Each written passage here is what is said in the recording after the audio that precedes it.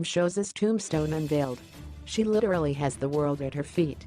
Mshoza's funeral service took place at the House of Treasures Ministries in Rispark, Johannesburg yesterday. This comes after the Kwaito star, whose real name was Nomasonto Maswanganyi, died earlier this week due to complications caused by diabetes. The ceremony was broadcast live on YouTube for those who wish to join in honoring the life of the late musician. The likes of Connie, Malimo Jub Marohani and Maswanganyi were in attendance and paid their last respects to Mshoza. Mshoza's children delivered a moving eulogy in honor of their late mother, and Jub performed his Ndikakel remix alongside other artists as they paid homage to the Queen of Kwaito. Connie described Mshoza's loss as a huge loss to the industry in South Africa as a whole. If resilience and staying power was a person, it would be her.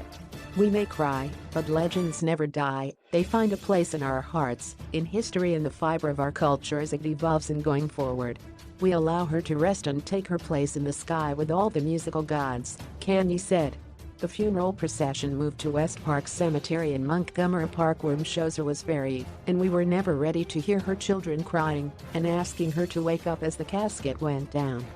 Mshoza's tombstone was also revealed, and it looked amazing and truly embodied her personality and the fact that she lived her life to the fullest.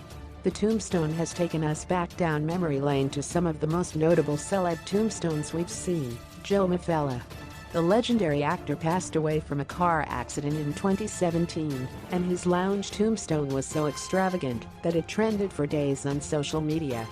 It was created by Batong Memory Tombstones, which was the brainchild of businessman Lebohang Kitsane, who unfortunately passed away in August this year amid some controversial family drama.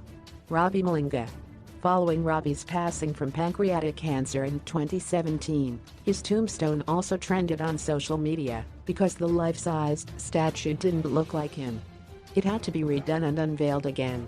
The tombstone was reportedly made by a team of 15 people and cost around $500,000. Dumi Masalela. His rotating tombstone reportedly weighed 2 tons and cost over $160,000 to make. Mendoza died on 18 September 2016. According to his family, he was being treated for pharyngeal cancer and had lost his eyesight before he died. Yeah.